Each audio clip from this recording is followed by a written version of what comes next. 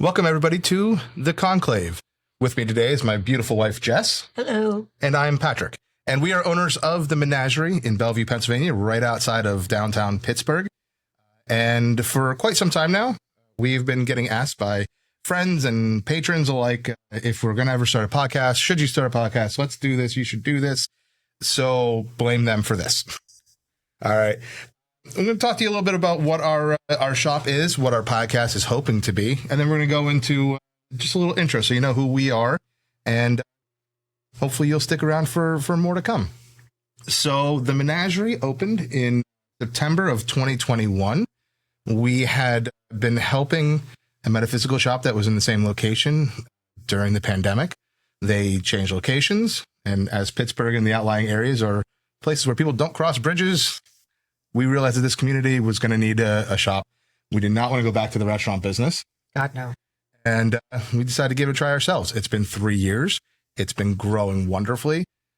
And now we figured it's a good time to reach out and start this and expand out a little bit. So what can you expect from the Conclave? So this is going to be a podcast that is centered around the metaphysical community. So we'll be talking paganism. We're going to be talking witchcraft or just folk magics and anything of that sort that kind of falls in the category, whatever you're most comfortable calling it. I know witchcraft still kind of has a stigma to the name to it. Occultism, things in general. That's probably the better way to put it. From there, we're also going to be talking about some fun things, cryptids, interdimensional beings, aliens, how they may or may not all kind of connect together. And then every fifth episode, we're going to have a kind of a fun concept to it. We are going to do an Am I the Asshole segment, but it's going to be Spellcraft edition. So we'll find some great stories, or anybody listening wants to submit their own version of, hey, am I the asshole for doing this? We'll take a look at it and then look at, okay, so if this was us, this is what we would do in connection to it and how we would handle things, whether that would just be some self-love or if it'd be a little bit on the spicy side. So we'll also cover some holidays and paganism in general.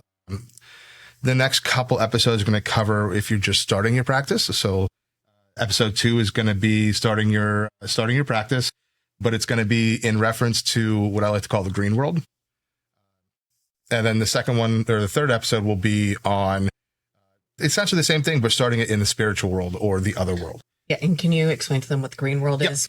So I read this wonderful book, and we're going to touch into this one on in episode 3, where the author referred to the two different planes of existence as green world and other world. Green world being the physical land that we live in, right? That is Earth. That is everything that has to do with it. And then the other world being the spiritual world, the other side of the veil. As somebody who practices Irish paganism, that's where the gods live. It's where the fae folk live, kind of all that good stuff. So it's the spiritual realm opposed to the physical realm. And so that's going to be the difference between episode 2 and 3. We're going to be talking first physical realm and then into the spiritual realm. Important things to know about us. We are, like I said, I practice Irish paganism. Jess? I'm a Norse pagan, specifically a Lokian. He was my first patron, so that's where I started, but have branched out into the pantheon as a whole. Which means we're not part of any kind of organized religion, right? So we're not going to be pushing any specific organized way of doing things.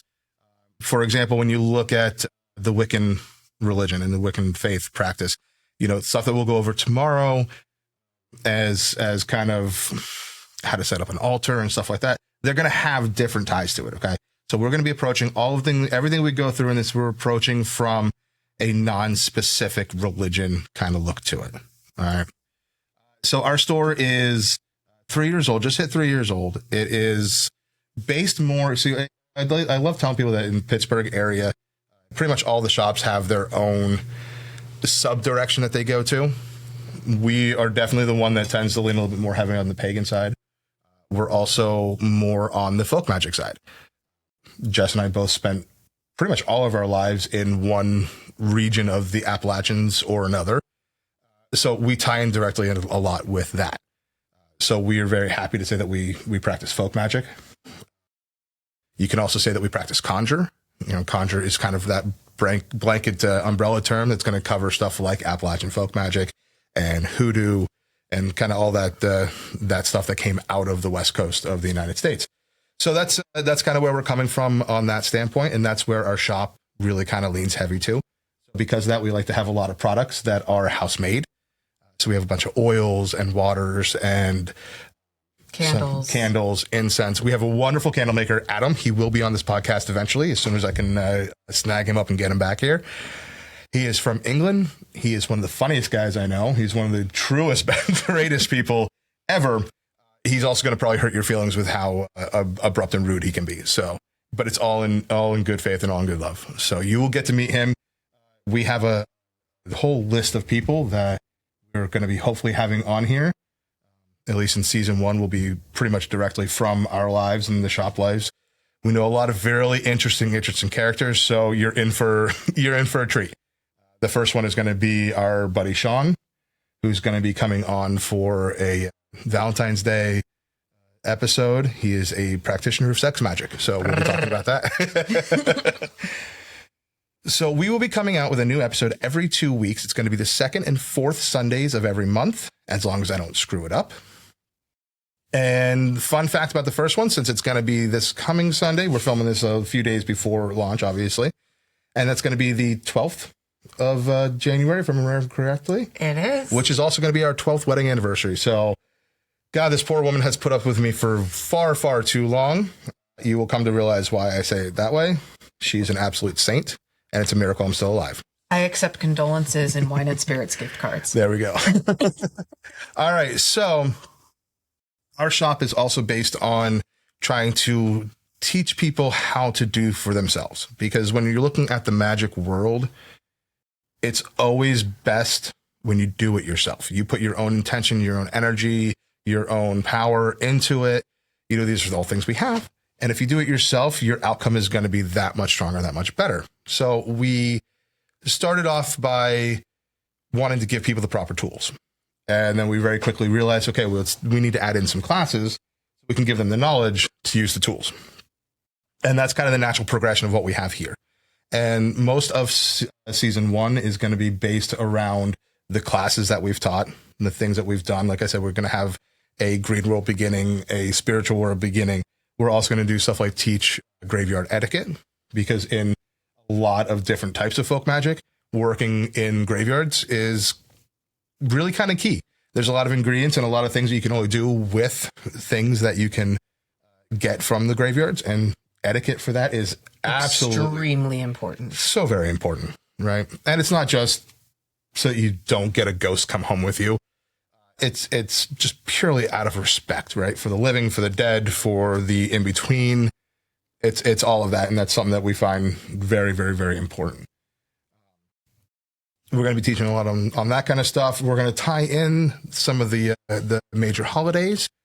We will be talking on the Easter timeframe about appropriation and stealing of customs and holidays. We're going to have a big episode for Samhain when it comes time. We're going to have one for the Yule Christmas time. And all this is already planned out for you guys. It's going to span the entirety of the year. So we're going to touch into everything. As we go along, I'm sure you're going to have a lot of questions. I hope so anyway. What we're going to do about halfway through the first season is I'm going to get together as many people as we can. Like I said, we have a whole group of interesting people that we can pull together, and they all practice something at the very least slightly different. So I would love for you guys to be submitting and emailing us questions. I'm going to give you our email address here in a little bit, so that way we can then all as a group answer the question and give it to you from multiple directions and multiple faith-based, multiple practices and all that kind of good stuff. Okay. So the podcast will be coming out every 2 weeks. It is not going to be PG. I'm sorry to say it. We will do our best to keep our language to a minimum. But as he said, we both worked in the restaurant industry. We do on occasion use the F word like punctuation. It just is what it is. Like I said, we're going to try to do it as little as possible. We're going to try to do it as little as possible. Just use it this time. Ironically, she's worse at it than I am. And he was a Marine. M. Yeah, whatever. So that's what to expect from us. Who are we and why should you listen to us? All right, we're going to give you guys just kind of a little bit of a brief background, let you know where we're coming from, who we are, and hopefully you'll be able to take that and get at least a little interested and want to come back. So Jess, ladies first. Okay. Sorry, I'm totally putting her on the spot right now. One thing you'll find out about us is I like to hear myself talk. Jess does not. It's very unfortunate because she is vastly the more knowledgeable one. She has been lovingly known as the knower of things. She's probably one of the smartest people you can meet in everyday life. Oh, stop. She's humble. But also with Jess, and this is something you guys are going to find out anyway, so I'm just going to be completely blunt about it. While she associates with the Tower card when it comes to the decks, I always see her as the Queen of Swords. When I read tarot, and it's something we do quite often, the Queen of Swords for me has always been best described and represented as Judge Judy. Hopefully, most of you understand that reference. I realized the other day that making that is now going to get me way outdated with the younger crowd. But so Judge Judy is blunt. She's to the point. She's in your face. She's probably going to hurt your feelings. But for the most part, it's done out of love. It's tough love. It's hard support. And that's kind of how Jess approaches life. She doesn't mince her words. She's going to tell you exactly how it is, and I had some employees back in the day when I was managing a GameStop that would call me Dr. Cox from Scrubs. There we go. Another reference to it might be dating ourselves a little bit. So, if throughout this process and throughout this journey, if it sounds like she's being a little harsh, there's probably good reason for it. And probably because I've seen somebody do some stupid shit and I'm trying to be like, no. You know that meme about like my guardian angel probably feels to me about my life's decisions the way I feel about that squirrel running through the road? That's me. I'm the one going like, why are you doing the thing? Yeah, it's true.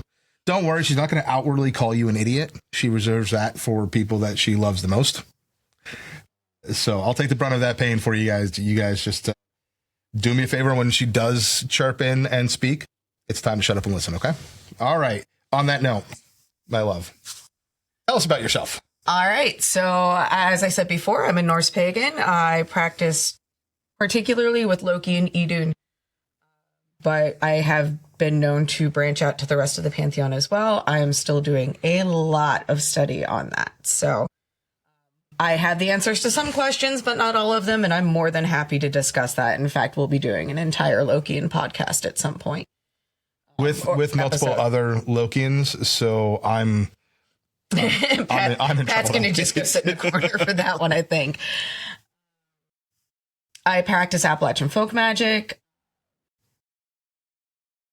And mostly, in general, I try to stay in my lane. I try to practice my own spiritual hygiene, worry about myself, my family, my people. And, like Pat said, I like to help give people the tools to worry about themselves and their family and their people. I try not to get too much into everybody's business, but running the store we run, it happens on occasion. Yeah, like he said, I grew up in pretty much all Appalachian regions. I grew up in the foothills of the Blue Ridge in Northern Virginia. I went to school in Boone, North Carolina. Pat and I both worked in Asheville, North Carolina for a time. So yeah, I've kind of been all up and down like the Carolina, Virginia borders. Right there in the mountains. So it's always a place that's been near and dear to my heart and always a place that I'll call home more than anything. Anything else you? Well, yeah. Tell us where you came. Tell us what you're about. I just did. Well, not just magically. Let them know who you are. You just did. It's fine. So apparently we're not going to get the origin story. But you didn't ask for the origin story. I most certainly did beforehand. So, I mean, like any other kid in the 90s, like I messed around with Ouija boards and things like that. when I definitely shouldn't have been. I started driving, and I used to get this passenger. I'd drive by this one graveyard near my house, and I'd always get a passenger in the back seat, which is incredibly disturbing. And he'd just, like, I'd look in the rearview mirror, and he'd be sitting in my back seat. And then I'd get to the other end of the graveyard and cross a bridge, and he'd be gone. So real quick, the creepy smile I just did is one that she's always told me the ghost would do from the back seat. Would do from the back seat into the rear. My fun and pleasure to randomly hit her with that. Yeah, it's when he really wants to get punched in the nuts. So I think that is my origin of, you know what, people? You're dead. I'm alive. It's my turn. Fuck off. And there it is, folks. The first official F-bomb of the We weren't going to get through the episode without one, so I figured I'd pop the cherry. Fair enough. So yeah, like, that's one thing Pat and I will tell about me is I do not do a lot of work with the dead. I see them, I hear them. You know what? They had their chance. Like, I don't care about my great-great-grandma's opinion about my life. She was a diehard Catholic. She can go sit in a corner. She's fine. To the point of a very good friend of ours who is a medium, and hopefully we'll have her on here one day. She has flat out told Jess, like, your guides and ancestors they have nothing to do here anymore. They sit off to the side and they just watch because of Jess's attitude of working with anything from the other side. I always yell at them to leave her alone too, because too many people get around her and true spirits are clamoring. It's like, I can hear them. It's fine. You don't need to tell me. That's fair. That's fair. That's more of be considerate. She doesn't need a classroom full of dead people yelling at her. But yeah, as things, progress from that, you just kind of start learning how to make it not happen so that you're not driving home at 11 o'clock at night and have random spirits popping into your car. So I started learning how to, prevent situations. And I think that also has colored my craft in a lot of ways in the fact that I always go for protection first. Like, anytime a customer comes in the shop, I'm like, well, what are you doing to protect yourself from this situation? Whether it's other people's energy bringing you down, whether it's spirits, whether it's whatever. What are you doing to protect yourself from that? And most of the time I get a blank stare. So this is one of those situations where I'm yelling at the squirrel in the road going, why are you doing that? They're the people who will come in for like the love spell. And I'm like, okay, cool. Do you, boo? But like, do you know what spirits you're asking to do that spell and how that could potentially pan out? Because certain things can lead to like maybe obsessions that are dangerous. So what are you doing to make sure it doesn't go into that realm? Like, you really have to understand your intention and what you're doing before you start affecting other people that way. Yeah. Wonderful. I love it. Okay. So your turn. Patrick. I'm pretty straightforward with a lot of things in life, and I always have been. Just kind of so you have an understanding of where I'm coming from with everything. I grew up in a very, very small town in central Pennsylvania. After graduating high school, I decided, screw college, I'm not doing that, and joined the Marine Corps, where I served as an infantryman for 4 years, did 2 tours over in Iraq, and that kind of shaped a lot of life for me. And I'll double back on that, especially on how it shaped the spiritual life. But I grew up Catholic, and I was very, very Catholic. Apparently, at a very young age, I told my mom that I was going to be the Pope, and I asked her what they were going to do when there was 2 St. Patricks. Well, I missed that mark way too far. A lot of the Catholic school teachers and the pastors we had growing up, a lot of them would have slated me for the priesthood, which actually almost happened. Wanted to be an exorcist. I did. So I've always been interested in the metaphysical world, in the psychic world, in the world of the dead. Watching TV and seeing shows like Psychic Kids, and I'm like, oh man, that'd been so cool. I wish that could have been. And then at the same time, I very distinctly remember opening my eyes one night laying in bed, and there was a spirit standing in my doorway. And I got scared. I got freaked out and closed my eyes like, no, no, no, no, no, no, no, no, no, no, no, no, no, no, no, no. And I think at a young age, anytime anything little like that would leak into it, that was my reaction, to the point of where my guides then kind of shut everything down for a while. They'd let little things leak through. Oh, okay. So this is Fred. This is Fred.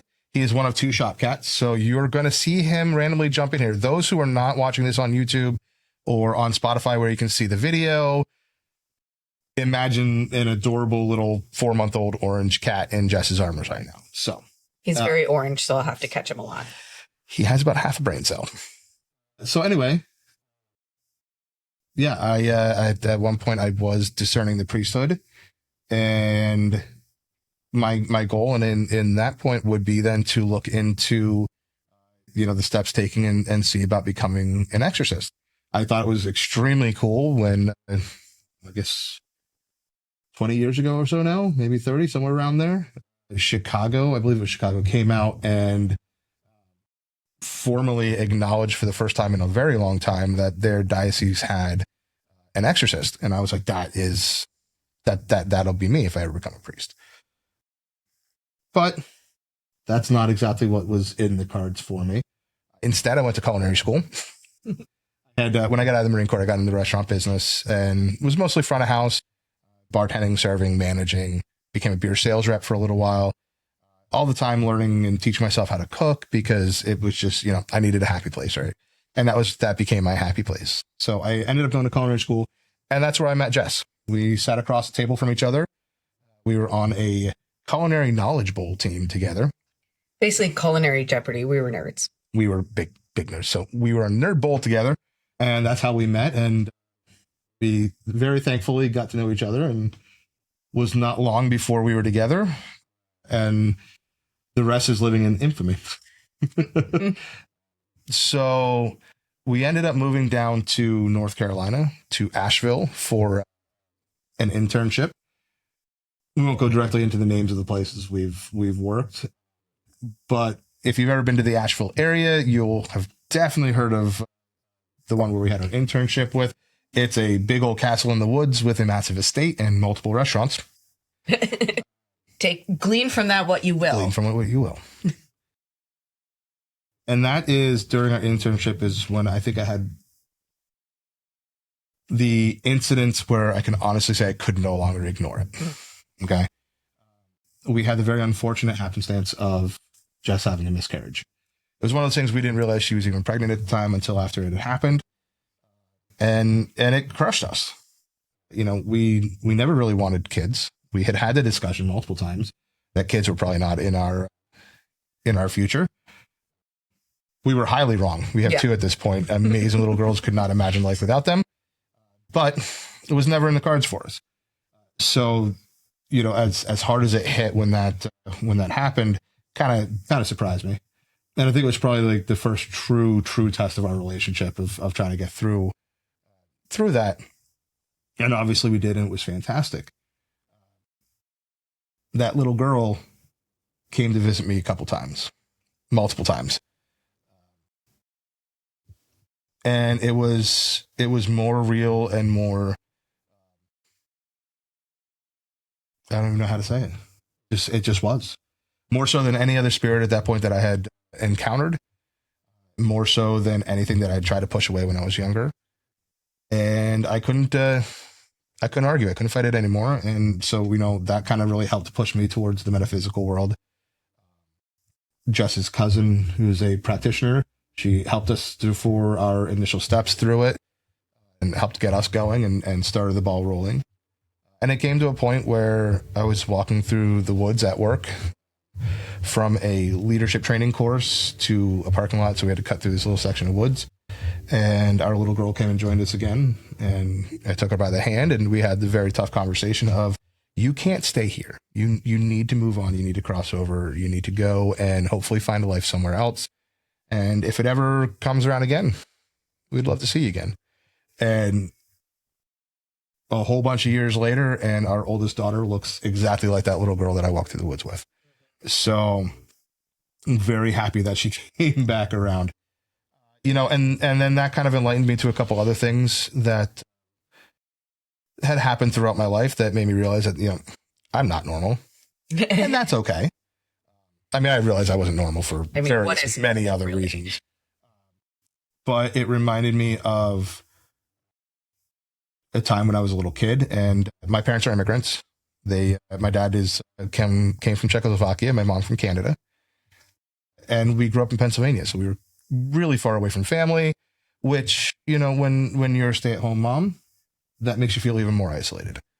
And, I know mom would have loved to have moved back to Canada at lots of times, especially when times were hard. We were at best lower middle class. So times were hard quite often. They did a fantastic job of not letting us know about it, though. You look back on it, it's like, oh, cucumber sandwiches. Got it. Okay, cool. And I remember very distinctly this time where I know mom was not in a good place. She was pretending that she was happy and everything was okay, but you could tell she was lonely and needed something a little bit more and missed home. And I got smacked with just this wave of depression. And I remember standing outside on her deck, just crying my eyes out. And mom came out and was trying to figure out what was wrong. I said, I just want to go home. I want to go home. She's like, you are home. I'm like, I understand that. I know that, but I just want to go home. And now, having done study and practice and developing, I'm realizing that, that was the first really deep indicator of my clairsentience. And, at first I thought for a while, okay, I'm an empath. I just read her emotions. I think empath has kind of become a muddied word. I think a lot of people out there just have massive amounts of empathy, and that's a great thing. But when you look at what a true empath is, it was a little bit more than that for me. And through more studies, I came to find the clairs, and clairsentience definitely made the most sense for me. And that was the first time I realized that, there was that. One of the other times, and I said we'd come back to it, anytime when I was in Iraq, right before something big would happen, I would have the same song pop in my head, and I knew instantly things were about to go down. And it was, Jesus loves me, this I know, 'cause the Bible tells me so. So that would pop in my head and boom, roadside bomb. Or pop in my head, boom, somebody's shooting at you. It came to realize that, hey, there is this warning sign that has a little bit extra knowledge. And I've come to trust it. In fact, I'll probably be singing it. So that song will now be stuck in my head for at least 2 days. I mean, it's one of those songs that does anyway. It's one of those earworms, right? Add into it my past with it. I'm going to be on high alert for about 2 days now. So it's out of my... So, but yeah, so as that developed, and then with the miscarriage and the spirit connection with that and everything, we kind of grew from there. This means I'm going to get texts every 20 minutes to be careful every time I get in the car for the next week. I mean, so here we are now. We're together. We are touching our toes into it, and we kind of played the dance that I think a lot of people play, and that is this doesn't fully align with my religion, but we can find the loophole. We can see. The first commandment says you'll have no other gods before me. So as long as he's still the main focus, that's a-okay. We tapped and danced around it. We tapped and we went around. We finally came to a place where we are. It just so everybody knows, it is water. Yes. He's drinking Jess's water. He'll be okay. Thanks, bud. So together we kind of just grew, and we made some revelations, and we gained some understanding. We gained some knowledge. We've read a lot of books. We're going to, throughout the podcast, as we're doing different lessons and talking about certain things, we're going to come with some receipts. We're going to show you the books that have given us the best knowledge and helped us along our path, and we'll recommend it for you. We've studied, we've learned, we've grown. Yeah. We've made some mistakes along the way. Everybody does. It's called a practice because it's not perfect. Exactly. We've also met some not so wonderful people, and we've met some absolutely wonderful people. In fact, one of the episodes we're going to do is going to be red flags when you're looking to work with a new practitioner. That one we learned the hard way. There's a lot of people that talk a good game, but do not have anybody's best interest but their own at heart. Yep. you know, throughout our time as practicing, we always kind of wanted to pick up tarot. Mm-hmm. For the longest time, I refused to learn out of respect for my grandmother. She had been a tarot reader and a palm reader for many years, and then she had a very not so good reading, and we won't get into that. She gave it up, and she decided not to teach and not to pass it along the family line. And I would say to her, I'm like, Bubby, this is going to die. This is a part of our family that's going to die. And her response was always, good, let it die. So I waited respectfully until she passed away, and that's when we started studying and learning tarot. It's a big part of our daily lives. It's a big part of our business. Mm-hmm. We were fortunate enough in 2023 to get voted in as the #1 psychic tarot readers in Pittsburgh through Pittsburgh City Paper. We took second place in it last year for 2024, and we're hoping to regain the crown this year. Pat's very disappointed in second place. Yeah, sorry. It's a step backwards, right? But the young lady that won in 2024 is a fantastic reader, and she hustles her rear end off. So it went to somebody very well deserved. So there's no hard feelings towards that, just in my own letdown. I'm very hard on myself, if you can't tell. So that's a big part of everything we do. When we do any kind of spell work, we check with the cards first. You should always be doing some kind of divination before spell work. It's kind of like, shadow work and therapy. Just something you should do. Something you should do. Get opinions from the other side before we jump into it. So from there, things just kind of grew and evolved. People do look at us a little weirdly when we tell them we are raising our kids Catholic.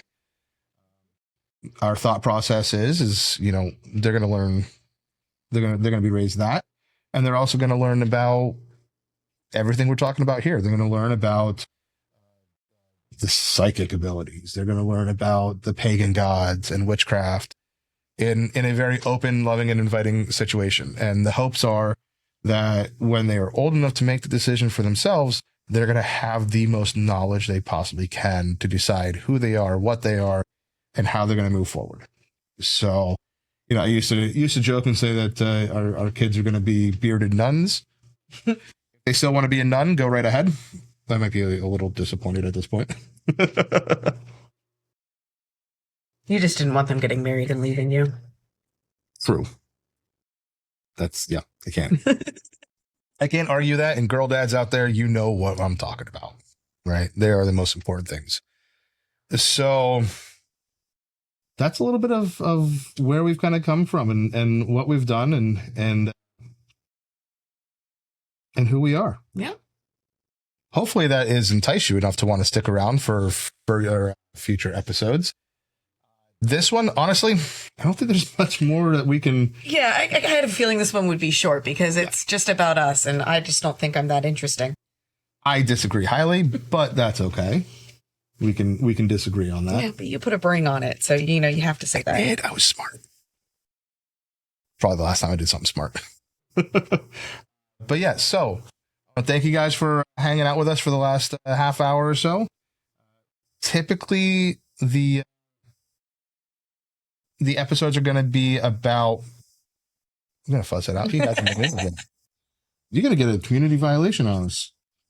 We promise we're getting him fixed. He's just still a little young. Still a little too young. Yeah, so episodes will probably typically be about an hour to an hour and a half long. This one's a little short because, well, I do like to talk. I don't like talking about myself too much. And of course, like I said, Jess is kind of the quiet one of us. She'll be more than happy to sit off the edge. Go. Yeah, until I end up info dumping about something, in which case you won't shut me up. Oh, when she stems, there's no way you can get her to stop. So how do you find us? How do you talk to us? Where do you send your questions? Like I talked about earlier, please send questions in as we go through these episodes and these topics. Our email address is The.Conclave.Podcast @gmail.com. Also, you'll be able to find us on most major social medias. I'm going to have to get back to you on the second episode of that once I get it all set up. It should be the same names on Facebook and Instagram and TikTok as our email address, just minus the @gmail.com part. I like keeping things in the same range. It's easier for me to remember. And in the meantime, you can find us on our website for the shop at www.themenageriepgh.com, and our social media handles for the shop as well are at the Menagerie PGH. And that's on Facebook and Instagram. Or email us themenageriepgh@gmail.com. So you have multiple ways to get a hold of us. There's zero excuse for it. Thanks for hanging around, and we'll talk to you soon.